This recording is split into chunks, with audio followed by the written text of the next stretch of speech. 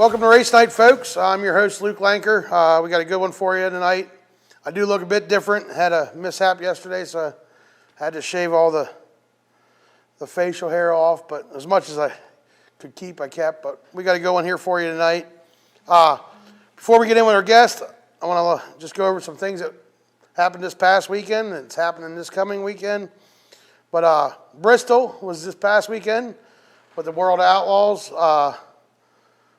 They had the late models down there too. I think it was World Outlaw late models. And I don't know if you got to see Larson come from the back to, well, he was running second. Could have got maybe to the lead, but ended up finishing eighth. So, but anyway, the sprint car side of it, on Friday night was Logan Schuhart. Saturday night was Spencer Baston. At the Grove, URC was Josh Weller. And then the 410s was Devin Borden. Lincoln was Danny Dietrich come back and won at Lincoln. Frankie Herr won his first 358 race since being back in them. Port, Logan Wagner won 410s. 305s was Kenny Hefner. And Mike Lufer won Australian Pursuit. Yeah. That's what it was called. So, Path, Steve Wilbur won in the wingless. The Larry Jackson Nationals was at BAPS. Chase Cutshaw won that. Limited late models was Randy Stout, and they had the limited stocks, and Matt Chronister won that.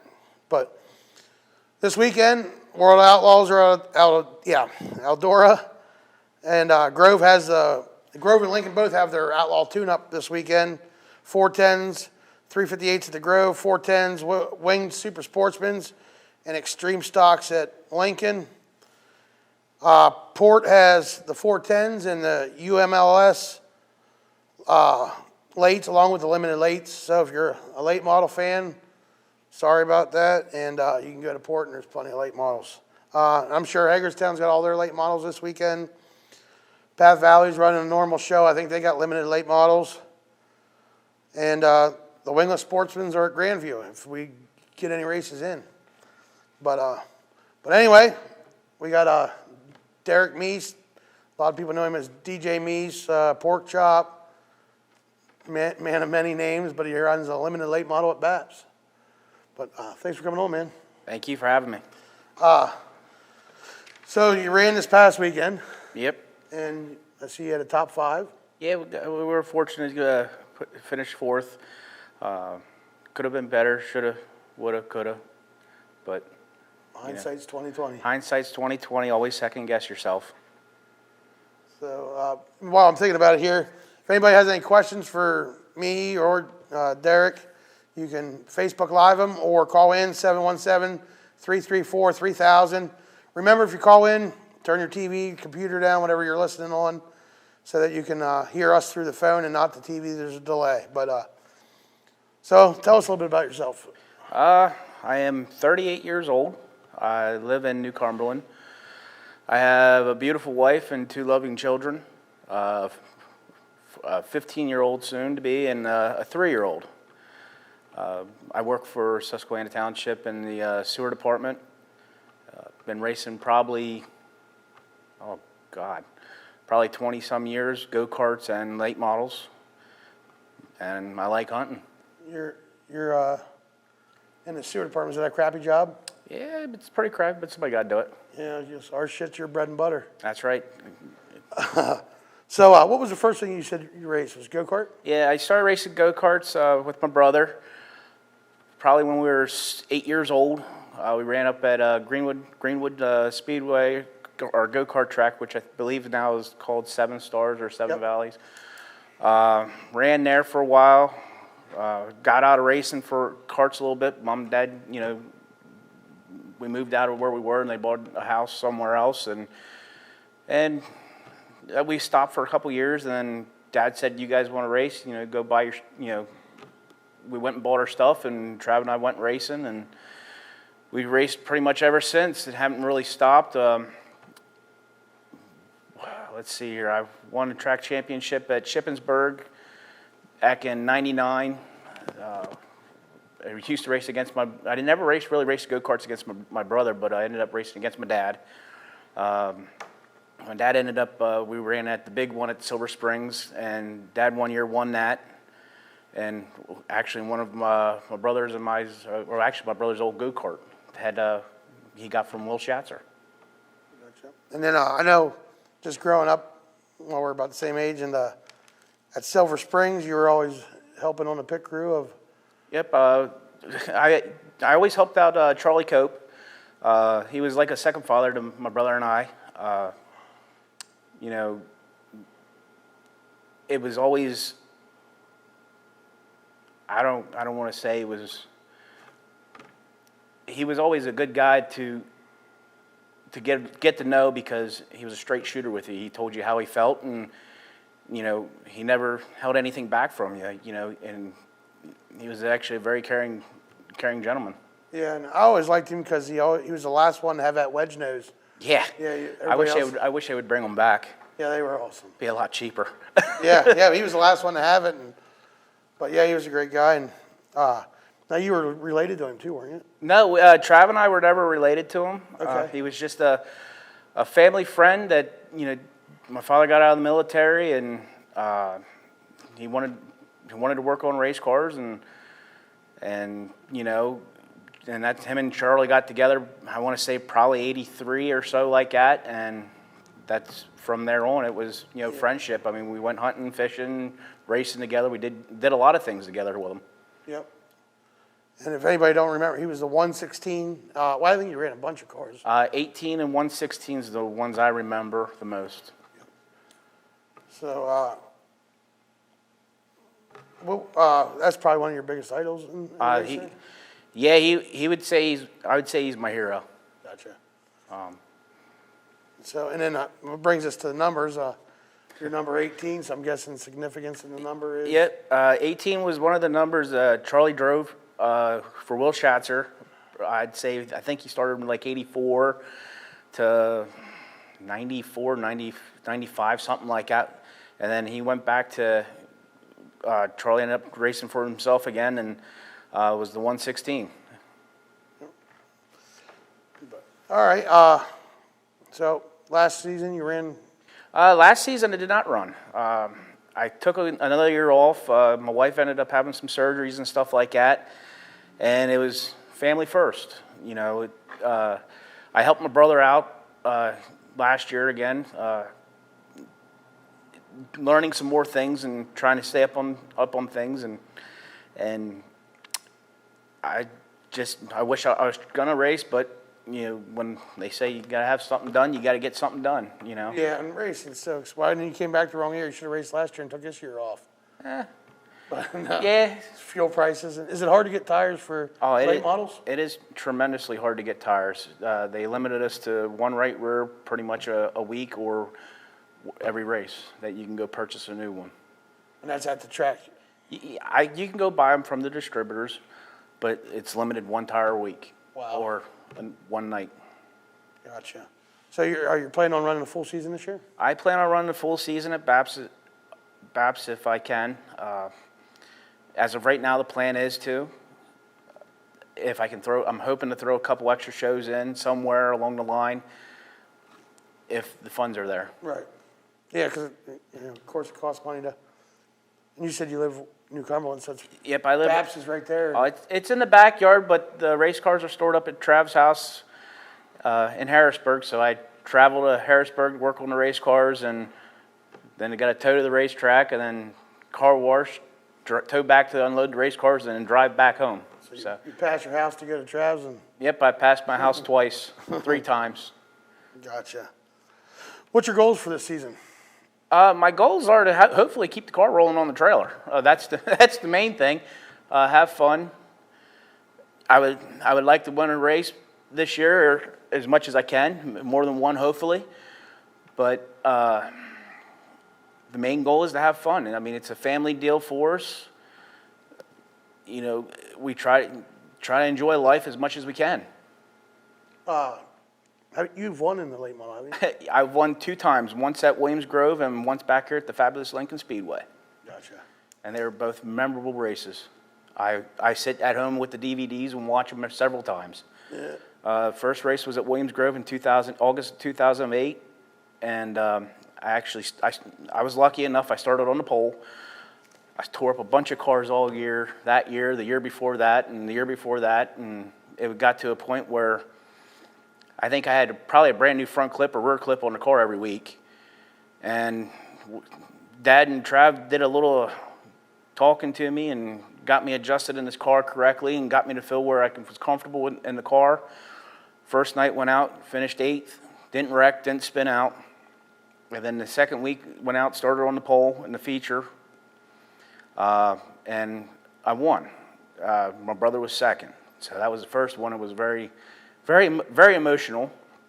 And then the second race I won was back at Lincoln on July 3rd of 2009, and started 4th. And I ended up having to pass Grant Adams and John Ebersole, and I ended up holding off Gene Knob for the win. Yeah, that's big.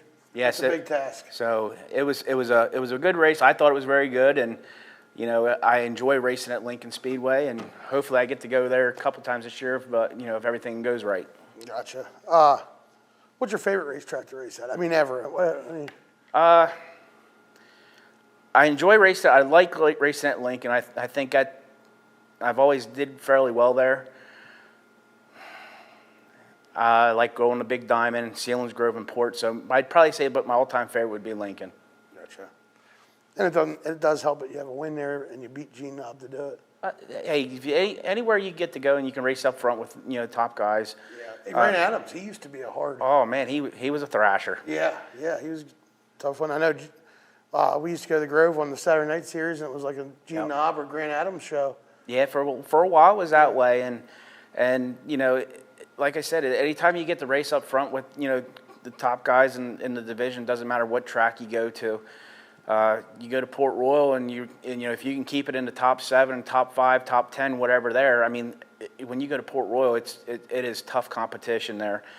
And then when you get to go to Lincoln, you get a couple different guys, from Port, Hagerstown, and whatnot to go race. And if you can stay up front with them, you're great. I mean, if like even just at BAPS racing with Chase and Randy and my brother Joey Hoffer and all them, even Ben Whitaker. I mean, 2 years ago when I came back from being off for 8 years of racing, and to be running up front with them or even running with them, I thought I was doing pretty good for not being able to in a race car for 7-8 years. Right. But I have a lot to owe to my dad and my brother. They wrapped me up across the head a couple times and tell me to get my head out of my rear end, but we're still do our best that we can. Yeah, and I remember you guys, from years ago, obviously, and your dad and your Travis, your brother. You guys do a lot of your own work on everything. I mean. Yep, we do everything. Trav has a little biz of 116 Racing Products. We rebuild transmissions of Burt's Winners, or Burt's, the Falcons, the Brins. We redo rear ends. The only thing we do not build for our race cars is the front spindles. Everything else, we pretty much do everything in-house. We do not go out and buy brand new parts. We will go to the high-tech metals and buy the material to make lower control arms, upper A arms. But we do everything pretty much in-house. Fixing our, if we happen to, knock on wood, hopefully don't have to do this, is fix our own cars if we have to. I mean, our first race cars were bent race cars that somebody was wanting to sell at Silver Springs Flea Market for $200. Oh, I remember one was the guy wrecked it at the Bug Day at Silver Springs. I think you guys ended up buying it before you even left that day. Possibly. It was Miller. One of Roy and Jared Miller's cars. Yeah. Yep, that was actually, I think that was Trav's first rocket that he had. Yeah, I remember, because I'm like, man, that thing's destroyed. And they were like, yeah, Travis just bought it. I'm like, for what? Like, boat anchor? But yeah, and then come back and Travis is, I know you guys have different driving styles, but. Yep.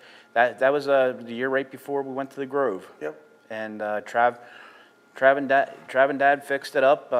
They put I think it was a front clip or rear clip. I don't remember. That was, my God, back in 2005, 2006. So. Yeah, the Springs closed in 2005, so I bet you it was. So, Yep, and then Trav actually drove a Bernheisel chassis, a laser chassis that Charlie was the last car Charlie drove. And, what do you guys drive now? You same car? Same? No, right now Trav and I both run a CVR chassis, which is out of Lenore City, Tennessee, by Chip Vineyard. There's three of them cars above, I would say Virginia. There's the only three cars north of Virginia. Gotcha. And the Meases own them all? Two Meases we own two of them, and the other one, Jennifer Lesher, just got last year or beginning of this year from us. Gotcha. So, but they're all racing at BAPS? Yep. Gotcha.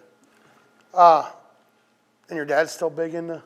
Oh my God, Dad's huge. If it wasn't for my father, I don't know if I'd be racing much.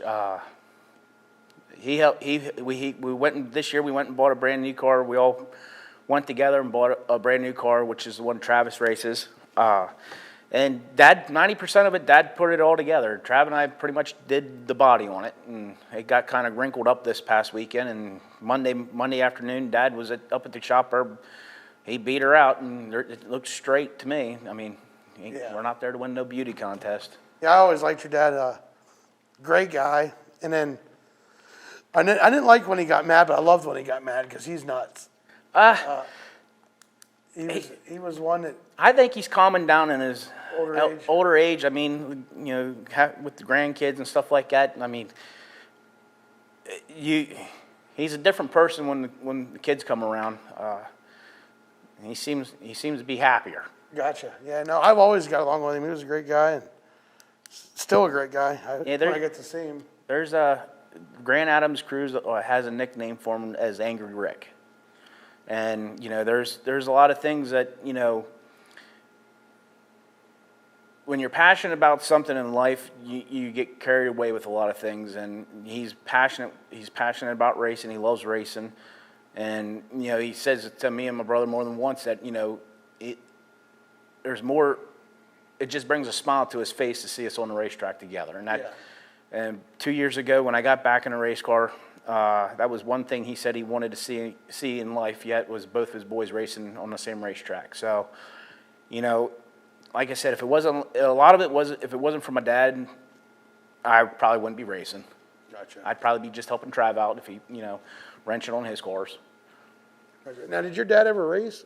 Dad raced, he drag raced when he was in the military, and he actually drove the old Ford Mustang that Charlie owned back in once or twice. And then he actually jumped in a race car, one of our Rockets. One time we had 3 race cars complete, and we would take one to the races every year for a spare. If we would wad one up, hey, we could still race, and if there wasn't enough cars, we'd actually have, Dad jumped in it once, I believe, at Williams Grove. There wasn't enough cars, he jumped in. And I remember the first thing he was strapping in the race car, and he said, "Hey, boys, how do you drive one of these things?" And Trav and I are kind of laughing, like, "What do you mean? You've been around it so long, you don't know how to drive one of these?" He says, "Well, I know how to shift it, but I don't know how to. When do you know when to lift?" Well, Trav said, "Well, you drive it down the straightaway, and you drive it in until it feels right to lift." Well, anybody else, you tell them that, they'd lift when they're sort of on a straightaway. Not him. He drove that thing right into the apex, lifted. They ended up getting a picture of him up against the guardrail and just on the hammer. And the roosters were flying and stuff. And he didn't do too bad. He, came in and everybody said how crazy he was. And I guess it was. I mean, we were out on the warm-up session together with him, so we didn't get to see it, but they said it was pretty wild.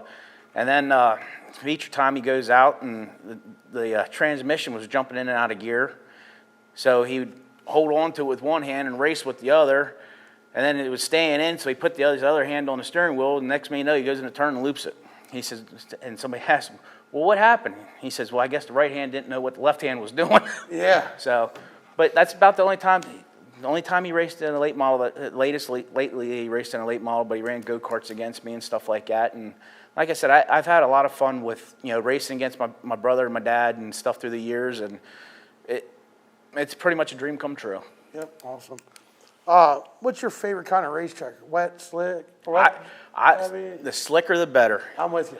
I'm going to say I don't have the courage to bury it into a turn like my brother or even some of these other guys do. I think they're, you know, I ran at Trailways a couple times and I sucked at that place. I mean, that place there, you had to bend the race car and, you know, abuse the crap out of it just to get it to go. And that's not my driving style. I don't like to abuse a race car. And I guess, like I said, I don't have enough courage to barrel it into a turn very fast like that. But I like a slick racetrack. You know, I don't like, even if a little bit of rubber possibly, but I don't even like it when it rubbers up. Gotcha. So you don't even like it when it rubbers up? It doesn't bother me when it. I mean, the July 3rd race I won, it started rubbering up. So yeah, man. You know, it slows the pace down. Yeah, that's what, like, you know, we're totally different, but I run a wing of Sportsman. That's when it gets dry slick. I'm just, you know, now I like when it takes a little rubber, but I'm just happy. You know. Well, the thing about it is when track slicks up and stuff, it takes the whole equation out of motor. Yep, no motor. It puts it back into the driver's hands and puts it in the setup hands. Yep.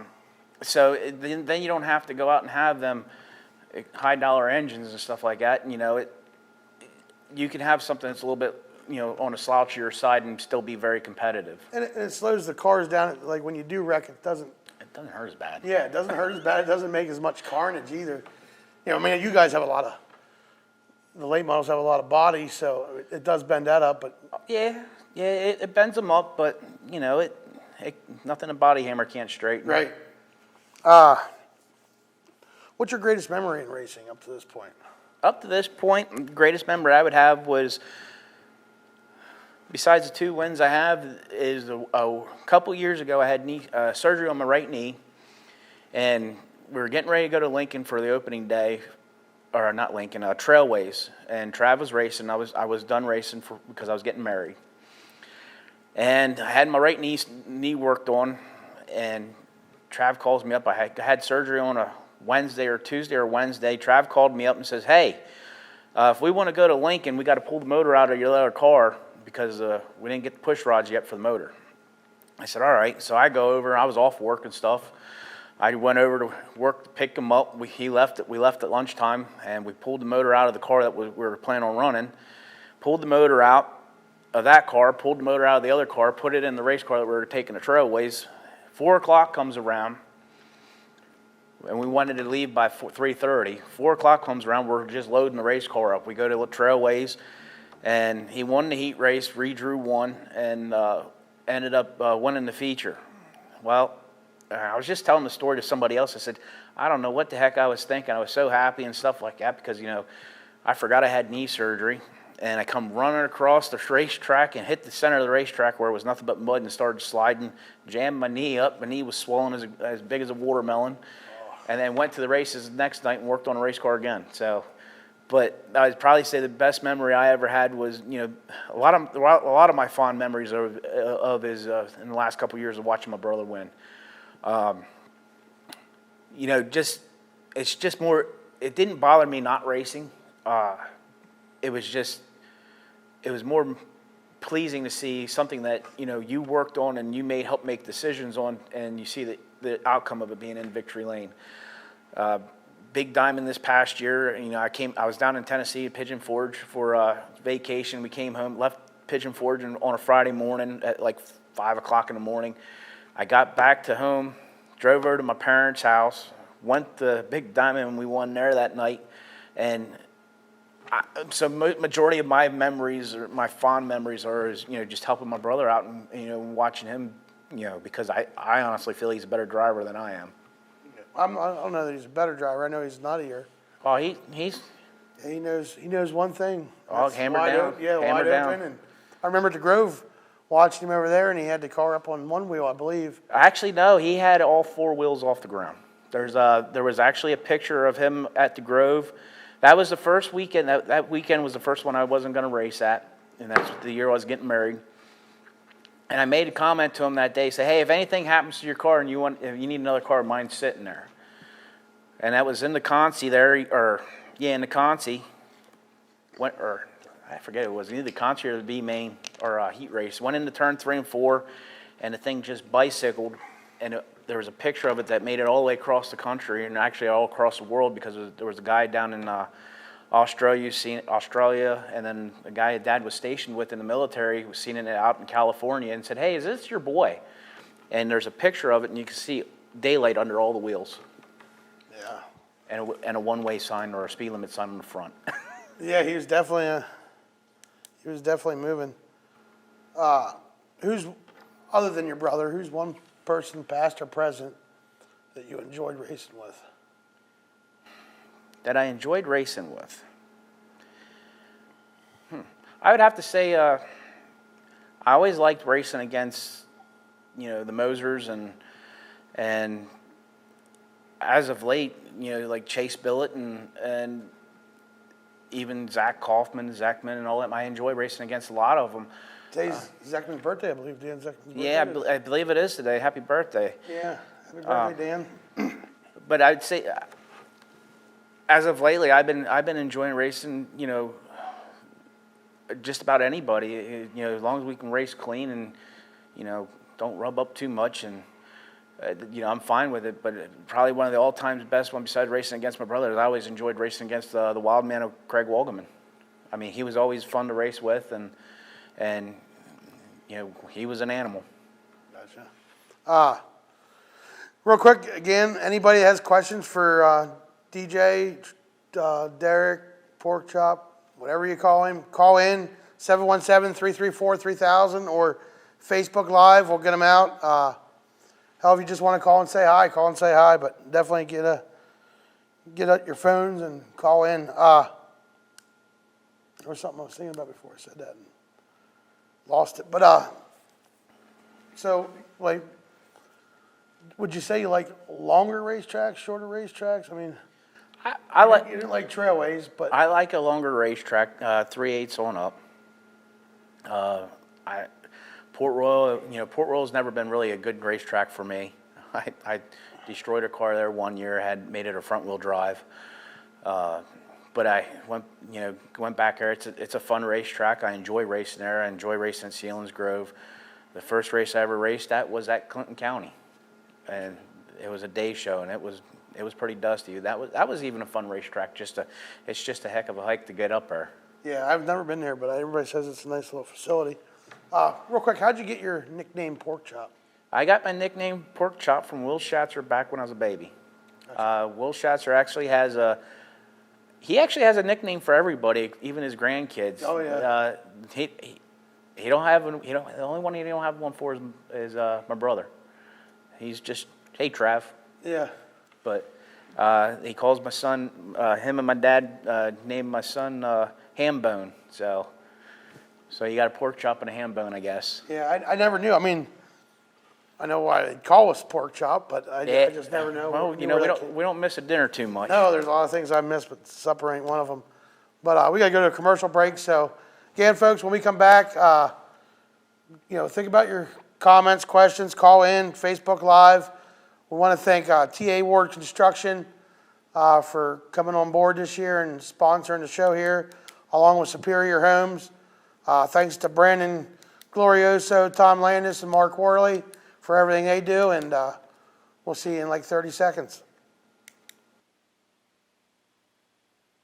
Race Night is brought to you in part by Superior Homes. Check them out online at superiorhomes.com.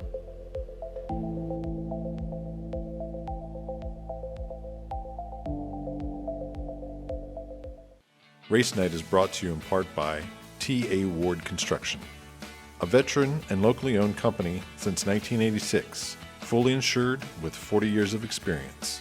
Call or email to set up a time for a free estimate. I just thought I'd pick up something on the side. I mean, things have been slow on the wish front lately. People realized anyone can make wishes come true. Well, don't get me wrong. Sick kids get their wishes. Everyday people get to feel like me. And me, well, I get tips.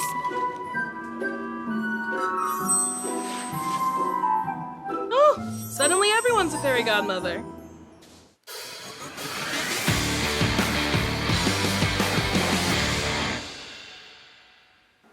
Welcome back, folks. If you're just joining us or came in late, we are here with limited late model driver DJ Mease. I'm sure you've seen him in the number 18. His number's at a different location than everybody else's. And why is that? I mean, just something different? Is that? Well, back in 2008 there, I had a all-white body race car. I was going toward one of Will Schatzer's 18 cars back in the day. Well, it never really got finished. So then next year, Dad said something about I had to put something on the race car. So I ended up went to GW's and drew up a pig on a rocket with pork chop on it, and I had GW George Williamson print it out for me, and it was big enough to fit on the door. And I was like, let's put the number on the rear quarter panel. I looked, and it was for the longest time. The only other late model around here that has it like that is Bobby Beard's. But I did that just because it was different. You know, you can't always be the same. Yeah, and I always liked it. As soon as I seen it, I like it. Colton Gauss, he's watching the show here. He said, glad to see DJ back in a race car. I know it makes his dad, Rick, happy seeing both his kids racing. Yep. So thanks for watching there, Colton. And anybody don't know who Colton Gauss is, he's the general manager of BAPS, where you're running for the championship. So you have other hobbies other than racing? I know you said hunting. Yeah, I enjoy going hunting. I just started getting into archery hunting last year. And but mainly rifle and archery. Go upstate with Dad and do some hunting behind tribes and stuff like that. But yeah, we enjoy doing some hunting. And that's your only other hobby? The other hobby I have is fishing. Used to take my daughter out a good bit fishing and stuff like that until she keeps stealing my fishing pole because she didn't like hers. So you were tired of using the Barbie poles. So yeah. you're done. Yeah. Yeah, I know. My boy loves to go fishing too, but he uses his own, which is good. But yeah, that's cool. You're a little guy, like to go to the races? Yeah, my son is 3 years old. His name is Charlie. He enjoys going to the races. My wife had to bring him up to the garage there the other day. He wanted to come up to the garage. So he was up on Saturday at the garage with us.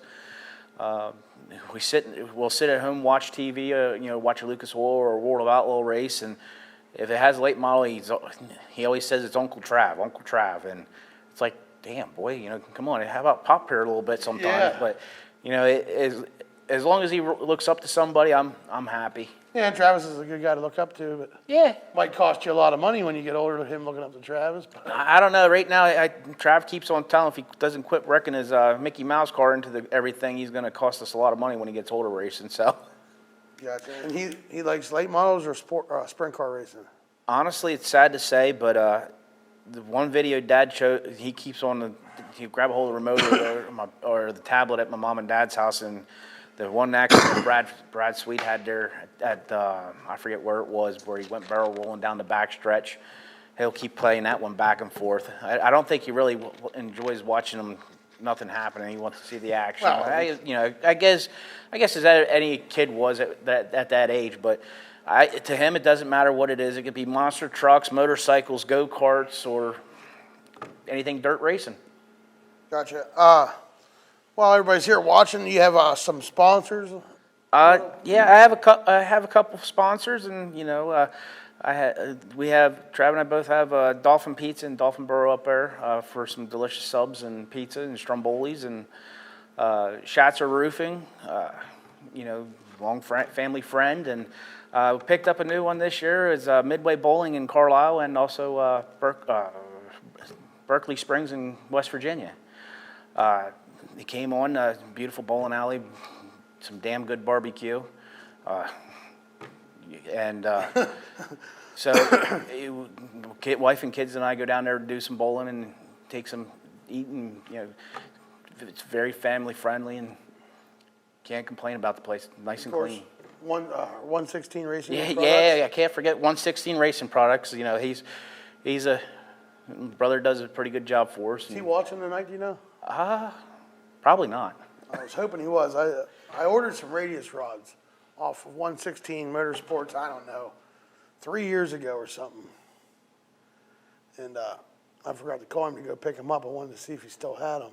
Probably so. No, I told him not to worry about it back then because it was right during COVID. It's when all that. Oh yeah, I think stuff's still there to make them. Oh yeah, so if you guys need anything, race-wise, 116 Motorsports, and I'm sure he's looking for more sponsors. So if anybody's looking to sponsor a late model that runs at BAPS, Or anywhere. yeah, there's a lot of room on a late model to put some sponsors. So Yep.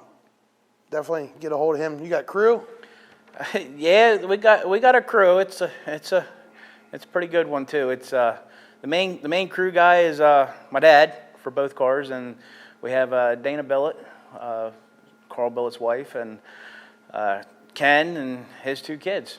That's our crew.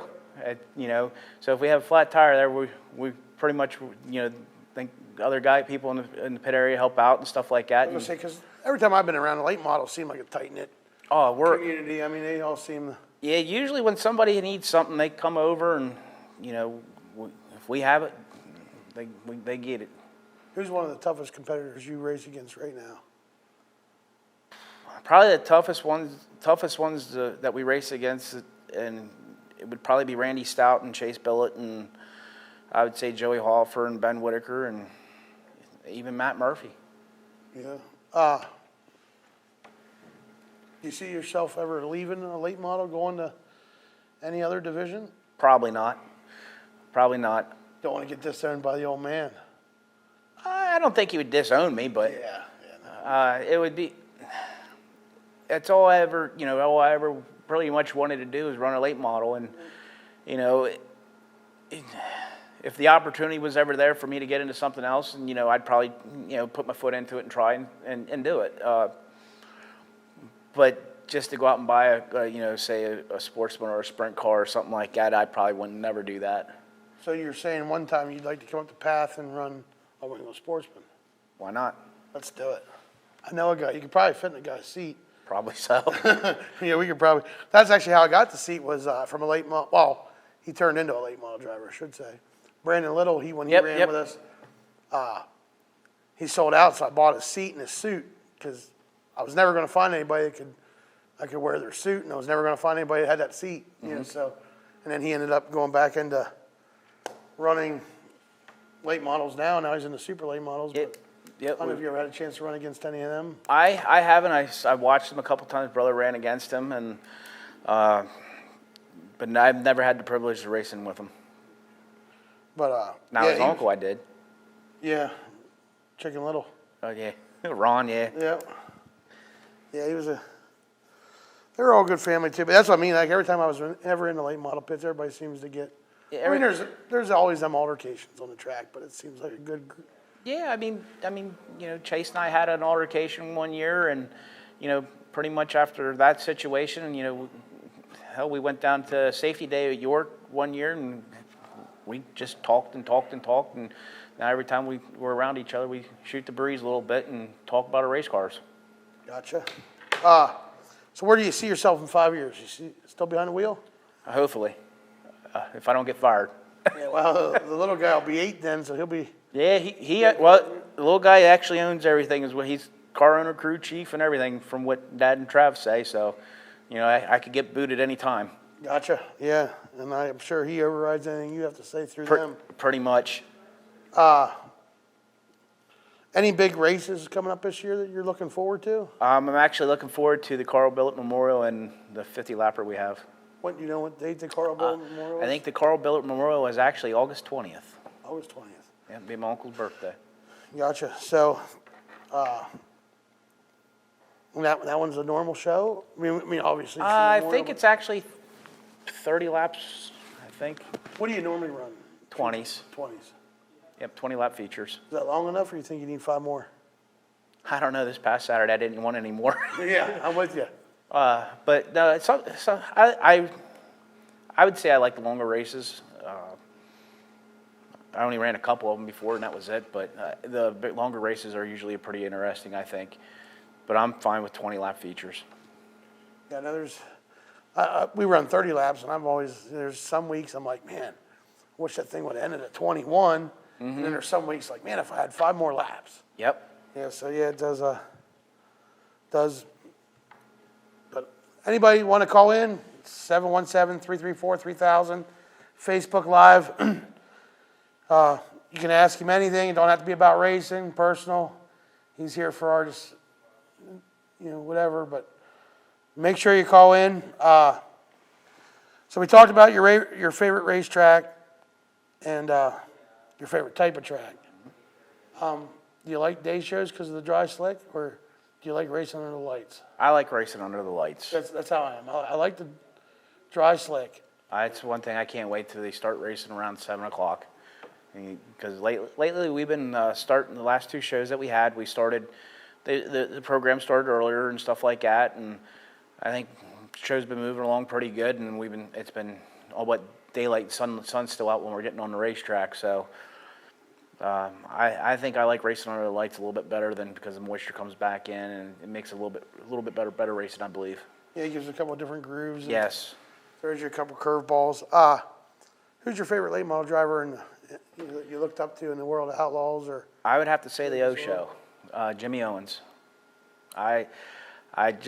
He's had the privilege of talking to him a couple times at the shows and stuff like that. And even when I went down to Speed Weeks in 2018 with Colby Fry, I had the opportunity to talk to him and stuff like that. And he was just a genuine, nice guy to talk to. And, basically, answered any questions you had. And he's a very nice fellow to come just even chew on his ear about something. Gotcha. Anything here we didn't go over yet that you were hoping we would, or we got plenty of time here, so. But basically, the main reason what I enjoy about racing the most is actually racing for the kids. I remember being the young little lad up against the fence, cheering on, all different sorts of drivers, from sportsmen and street stocks. You had, like Larry Jackson or Rich Eichelberger or Dwight Lobb or whoever, and the sportsmen, Ray Hoke and, Nick Lorenzo and Dean Light in the street stocks. I just heard George Esch passed away. Someone just told me that about 2 weeks ago. I don't know if it's true. I don't think it is true because I think I seen him this past weekend. Well, then he's still alive. At least there was somebody that looked just like him. Well, yeah, so someone had said, I think it was when we were down at Babs, racing wingless, someone came up and said that George Esch passed away, but maybe that's not. I didn't hear nothing else. I figured I would. I could have swore I seen him this past weekend there. Dad was talking to him, I believe. Yep, don't take that to the bank, folks, because he might still be here. Yeah, hopefully. Hopefully, yeah. Yeah, that's one I always remember when you were saying about them guys, because he pulled in a school bus. You know what I mean? Like, that was just. Yep, back in the day. That was the coolest thing. Smokey Warren started out with the modifieds in it. Yep. Back at Penn National and whatnot. But yeah, that's basically, like, doesn't matter what racetracks, and that's one thing I like about BAPS is they seem to do a lot for the kids. Yep.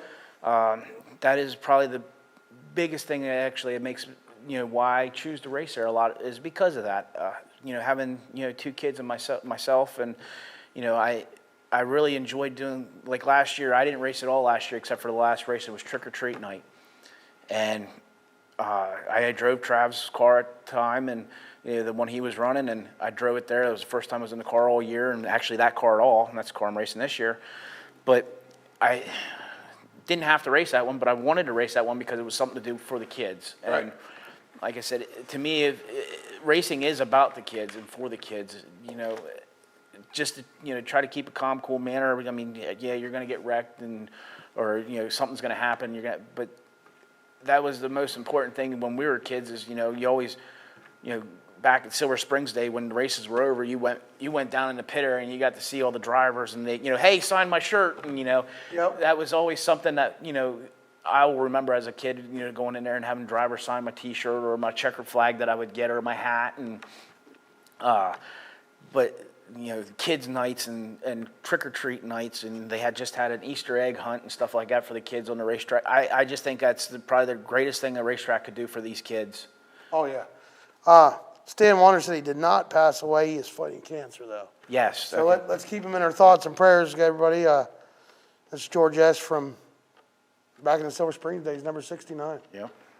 And Tommy Slanker said DJ is a great friend.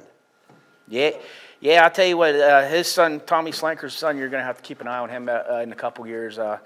He started practice there last Wednesday at BAPS there, and and I'll tell you what, I believe he's 14, 15 years old, and I tell you what, he holds one heck of a wheel for a young lad. First time in a late model was last Wednesday, and I tell you what, he was very, very impressive. Gotcha. Back on to the kids thing, because my favorite night at PATH is kids night. Yep. And we make it a big deal. We always give away hundreds of bicycles. Yep. But this past weekend, we had a special one up there. Little boy fighting leukemia. Branson was his name, Branson Yeager. And Kids Wish Network gave him a trip to Orlando, Florida. And I actually, we got all the drivers, most of the drivers, that could, Yep. got him some stuff. And he went away from there with a new wardrobe. Everybody got him shirts and gifts, and his little sister, or his big sister, but she's 7, Emerson. So, but I auctioned off a helmet that a guy had called me and said, hey, I want to do something for that boy.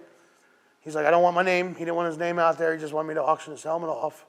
Started off at $100, and on Sunday it ended for $1,200. That's good. For a helmet. So we got that on the way for that little boy, and they get to go. But yeah, that's hard too. Like Oh my God, yeah. kids are my weakness. Mine too. And I couldn't even read his story. Like when he came up there, it just made you, Yep. made you want to I mean, that's just like, cry. But like I said, it's just even when one of your own personal kids, or even see a kid, it's hurt. It just, you just want to help them out as much as you can because, God forbid it is one of your own. right, yep. And they're so innocent. You know what I mean? Like Oh my God, yes. This little kid's 5 years old, and Yep.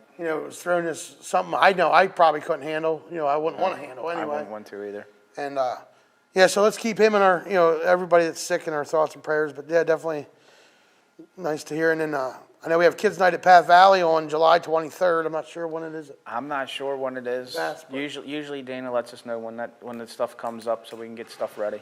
Gotcha. The Brenton Finkenbeiner Memorial is May 28th. So that's a good cause. If you've never been to one of them races, it's a big deal. Yeah. And then next week, Wednesday, is going to be the Outlaws at Lincoln. So we're actually going to have our show on Thursday of next week so that everybody can go to Lincoln and support. And then Thursday, there's no racing. We can talk about Lincoln. And then the Grove is on the Friday and Saturday, 13th and 14th. So plenty of racing this weekend, plenty of racing next weekend. You plan on going to any of the Outlaw shows? I might, depending on what the schedule looks like and what the weather looks like, I might take the boy out maybe to Lincoln, or probably that's about it, Lincoln. Yeah. I mean, I can at least let him, if I do take him, because with as many people get there, and he likes to run around a good bit, and so, but I would definitely be watching it on TV if anything else. Yeah, definitely. And I'm not sure how that works, if it's going to be on Flow and Dirt Vision, or probably just Dirt Vision, because most times when they have like when the Outlaw late models or something like our Lucas are up at Port Royal, usually it's on whatever station it is, and then they'll pick it up later, or sometimes they pick it up later and sometimes they don't. Gotcha.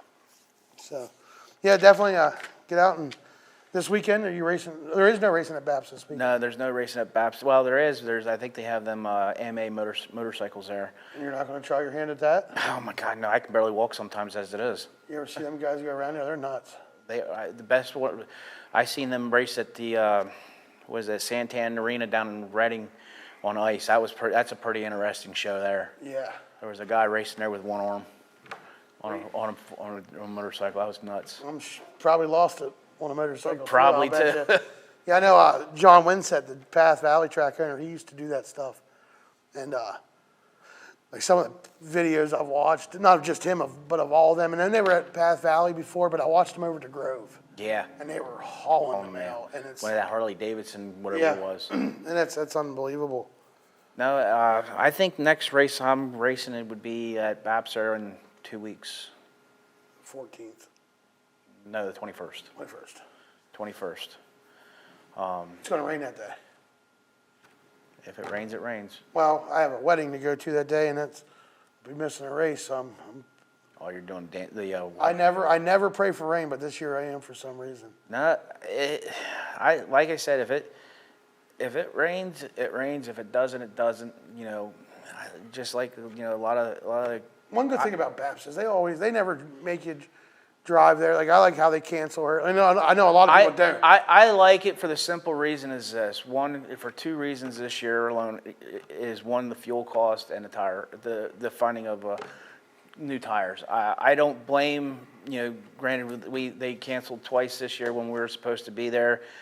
And both of them were great calls. They were both great. They were both great calls, and you still had the keyboard tough guys out there, complaining about it. But, you have to look at it a standpoint of the other thing is they're doing it as a business as well, and they can't. If they're not going to have people in the stands or cars in the show, and they're not making money, then right. How they they got to make money just as much as you to have fun. And if you can't find tires or fuel costs, or on the way here it was like $4.40. Past most of the places here was $4.40 a gallon. And most tow rigs, my truck alone there's $100 there and back home. So I don't badmouth any racetrack for canceling early. I seen it there the other week, but that's what I like about. And Path does the same thing. Yep. Lincoln, they wait till the last minute, but most of the time Lincoln, it all misses them. I mean, they have the back of the mountain there that helps them out, and it's down in the valley. So, I remember going there one night for racing in Lincoln. And it was raining like crazy, and then all of a sudden you get to the race 5 miles from the racetrack, it stops raining, and the next thing you know, you had a wet racetrack all night. But it was still good racing. Yeah, that's I hate loading the car up, getting ready to leave or leaving. You get there, or especially you unload the car, get out for hot laps, come back in, it pours down raining. And then you got to go to the car wash and wash it. Yeah, you're doing everything you had to anyway for re-maintenance in the race car. Not a whole lot of fun. Yeah. Yep. So what's your least favorite memory in racing? We talked about your greatest memory. My least favorite memory is back in 2007 when the Outlaws were at Port Royal, and I was racing for last in the B main in the limited race, and me and Matt Naylor got together, and I ended up destroying that laser chassis that Charlie drove and Trav drove, and that was probably my least favorite memory. I made it a front wheel drive. I was higher than when the flag stand was on the infield. And I was higher than that, and I nosed first into the guardrail and tore up pretty bad. And Dad wanted to fix it, and Trav ended up cutting it up, and that's one thing I got else to say about the Bernheisel chassis, laser chassis. It is they do excellent work, and it's a safe race car. I mean, I know a bunch of people have them, and the craftsmanship that Brandon and them all do, it's phenomenal. Yeah, I know Jamie Barker, which you remember him. Yeah, I remember him. He had a Bernheisel chassis, but no, it wasn't near as safe as the other ones. Nah, I remember Jamie's stuff. He was a pretty good guy though. He was nice, funny. He was wild. Yeah. I remember him. That was before I really knew anything about. I knew about racing. I just didn't know about working on him. He'd be stick welding pipes and stuff in there, and Yep. then I realized, man, you're the only guy in the world that ever stick welded a. He's about the only one who was stick welded a race car. Period. Yeah, Since, current years. But there's been a lot of years between. Since I've met you guys at Springs and that was helping Charlie, and it was fun times. Definitely fun times.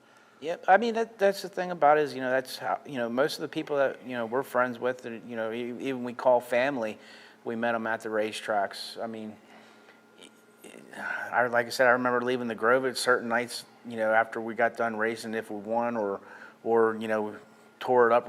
We were always there, probably the last ones to leave the racetrack. They're like, hey, you got to get out of here. We're going to lock the gate on you. Yep. And you go stand out in the parking lot, you still party it up a little bit. And next thing you know, it's 4 or 5 o'clock in the morning. You're leaving the racetrack and the sun's coming up. Well, the nice part about Silver Springs was if you did that, you could just go right to the flea market Yep, and get some breakfast or Yep. buy someone else's junk.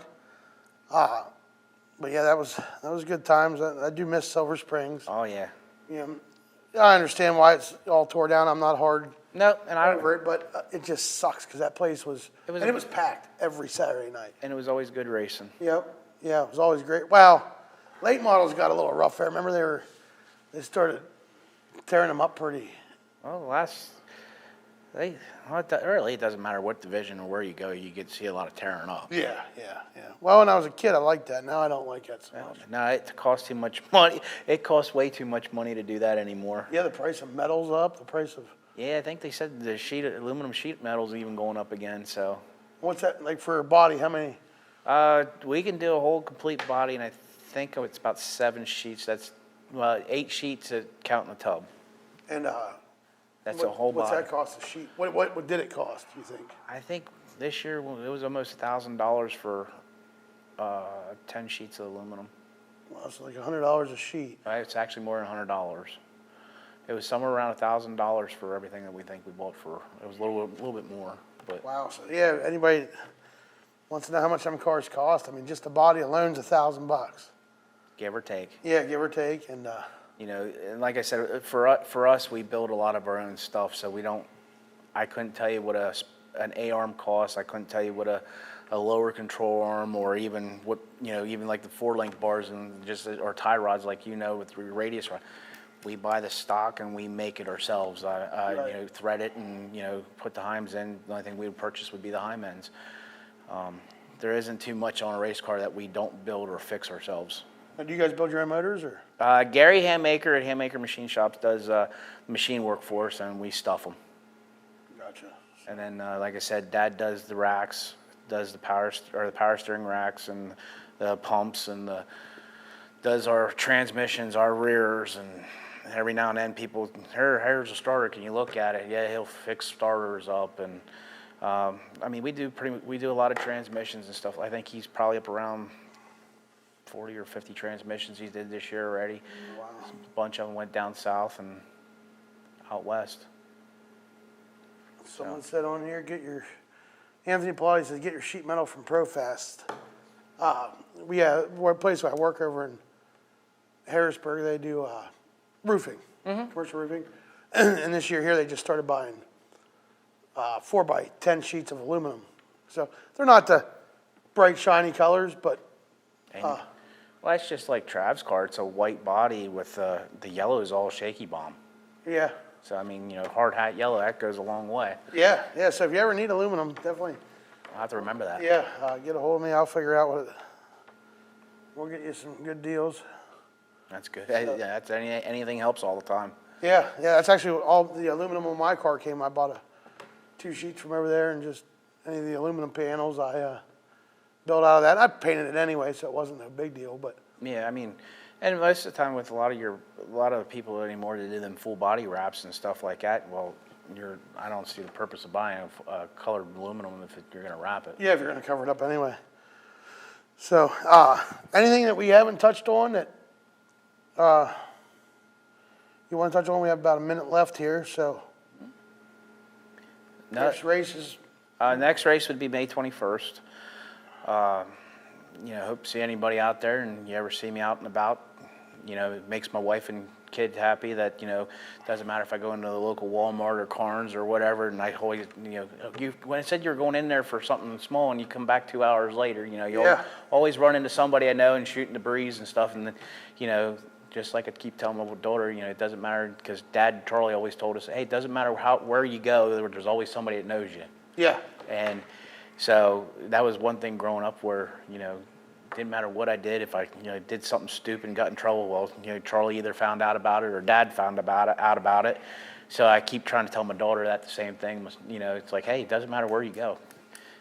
Me, your Uncle Trav, or your Pap always knows somebody that, you're always going to get in trouble. A real quick story. When me and my wife, not long after we were together, we drove to North Carolina on vacation. And heck, I wasn't on the beach 10 minutes and someone yelled my name. She's like, are you serious? We're 9 hours away. Well, then it turned out that I knew half the beach anyway, but Yep. and that's the way it is. Like, we go into the York show this year, and she gets kind of frustrated because I like to talk.